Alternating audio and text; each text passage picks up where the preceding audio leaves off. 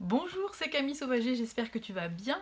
Aujourd'hui, dans cette vidéo, on va voir ensemble comment tu vas pouvoir faire pour vendre plus facilement tes services.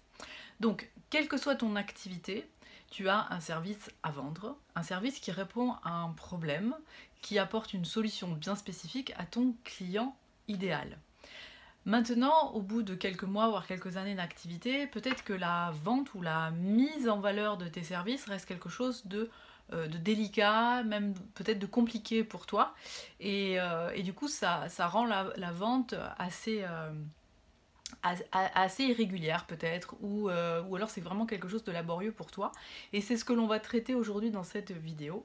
C'est comment tu vas pouvoir, puisqu'on est en plus en début d'année, ça tombe bien, comment tu vas pouvoir cette année changer complètement ton rapport à la vente de tes services et comment tu vas justement pouvoir les vendre plus facilement. Eh bien, il y a une chose sur laquelle on va insister aujourd'hui, c'est la seule que je vais te partager parce qu'à partir du moment où tu vas travailler là-dessus, ça va faire toute la différence pour la suite de tes ventes. Donc, quand tu vends un service, ça veut dire que tu solutionnes un problème. Ça veut dire que tu aides ton client à se transformer sur un aspect de son travail ou un aspect le concernant, peu importe. Mais cette transformation va lui permettre d'avoir un résultat qu'il attend, un résultat qu'il désire très fort. D'accord ? Donc ton boulot à toi, c'est d'être hyper consciente de ce que tu vas apporter à ton client, mais plus précisément de la valeur que ça a. Je te donne un exemple. Si dans ton accompagnement, la finalité c'est d'aider ton client à arrêter de fumer, par exemple. Bon, ok, arrêter de fumer, c'est bon pour la santé. Donc ça, c'est quelque chose que ton client désire depuis des années. Et ça, c'est vraiment le truc énorme que tu l'aides à résoudre. Mais la valeur que ça a d'arrêter de fumer, c'est de ça dont tu dois avoir spécifiquement conscience. Tu dois être vraiment consciente de la valeur que ça a d'aider ton client à arrêter de fumer. C'est pas juste j'amène ce résultat, mais c'est vraiment être complètement animée et être aussi également vraiment certaine et même fière de ce que ça apporte à ton client. D'accord ? Ça veut dire que au-delà de l'arrêter de fumer, c'est à la fois sa santé qui va en être améliorée, son porte-monnaie, c'est un exemple. D'accord ? C'est l'aboutissement de quelque chose qu'il n'arrive pas à faire peut-être depuis des années. C'était peut-être un conflit dans son couple ou même avec ses enfants, parce que c'est souvent que les enfants demandent aux parents d'arrêter de fumer. Donc quand je te parle d'être vraiment consciente de la valeur de ce que tu apportes, c'est de voir tous ces bénéfices, d'accord, autour du résultat et de la transformation que ton client va vivre avec toi et grâce à toi. On peut prendre un autre exemple, on peut aussi prendre l'exemple d'un consultant en communication, d'accord, ou d'un web designer qui conçoit des sites internet.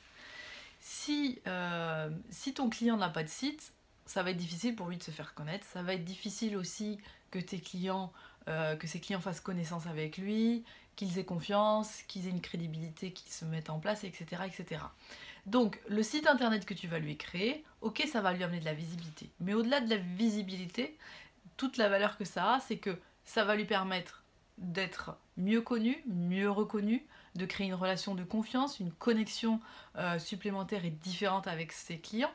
Et surtout, ça va lui permettre donc en finalité, oui, de développer son activité et d'avoir une autre notoriété vis-à-vis de ses clients. Donc la valeur que tu apportes, elle est énorme parce qu'aujourd'hui, sans un site internet ou sans une visibilité en ligne, un entrepreneur va mettre certainement plus de temps ou alors va devoir développer d'autres stratégies pour se faire connaître. Donc la première chose à faire pour toi pour que tu vendes plus facilement tes services, c'est que tu fasses la liste de tous les bénéfices et donc de la valeur que ça représente pour ton client.